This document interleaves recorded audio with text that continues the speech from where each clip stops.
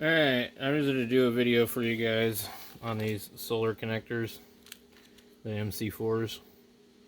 So for those that don't know about these, this is what they use on solar. And usually when you buy cheap ones, they give you a little spanner wrench. And there's a compression fitting in there.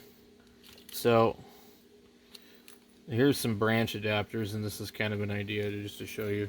So this will hook up to your panels and parallel them. And the deal that's tricky with these is, like, if you look, these are marked negative, but they're negative if they're going the other direction.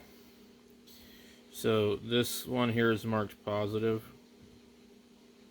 Doesn't want to focus. Is marked positive because this is the one that's going into your charge controller or whatever, or what it would look like coming off the panel. So your panels would go into this. Anyway, so if you want to make your own connectors, you need to be aware of that.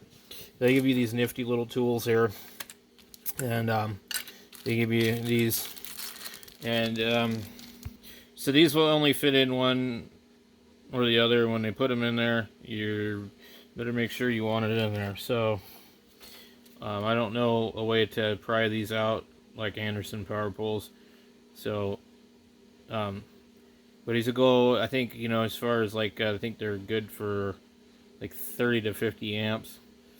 And it just goes inside of here. And you have to have the appropriate one or it won't fit.